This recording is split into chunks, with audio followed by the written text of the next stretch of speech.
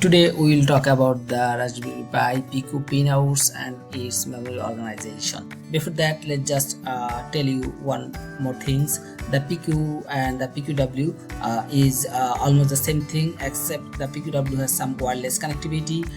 It can connect through the Wi-Fi to your internet system, and you can identify this by watching this metallic part on top of this board.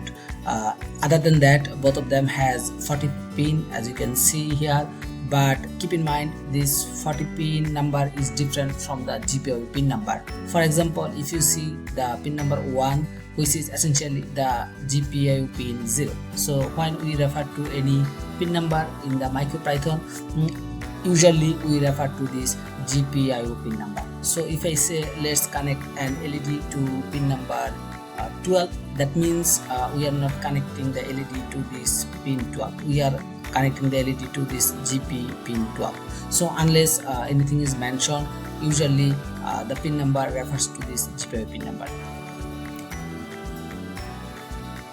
Also, this Pico board has USB connection capabilities. As you can see it here, it has one onboard LED which is connected to the GPIO 25. Also, it has some other header connectivity for this ground or software debug. So let's just try to see the official datasheet for this. Alright, you can download the official datasheet from online. I already downloaded it here, and let's just explore it more. So first, let's try to see why this board is called RP2040. So this RP means the Raspberry Pi, and this 2 means the number of ports. So in this case, Raspberry Pi Pico has 2 core and it is using Cortex M0+. That's why this digit is 0. You can check more to find the more details about this RP2040. And if you go down, you will find the memory organization for this Pico board in this page. Here you can see it has 2 core, each of them is Cortex M0+, and it has ROM of 16 KB. In this ROM, the bootloader is saved during the manufacturing, and there is SRAM which is of total 264 KB, that is divided into 6 bank. And there is also flash memory. This flash memory is of 2 MB.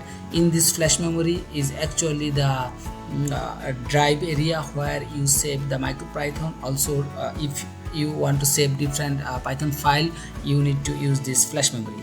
It has only 2 MB of space, and out of this 2 MB you already occupied some of the space for the MicroPython, as I have shown in my previous video. And this SRAM, this is used during the program execution. If you declare any variable, any integer, string or floating point variable, or if you do some kind of mathematical operation and store this value into any variable, all of this variable will be took place from this SRAM of this 264 KB memory. So by saying that, if you disconnect the power source, all of this SRAM will be destroyed, but the ROM memory is just keeping the bootloader, so it will keep forever unless you delete them by some external means. Also, in the flash memory, it just saving the file system for your Raspberry Pi Pico board. Let's go to this thonny and try to see more details about this.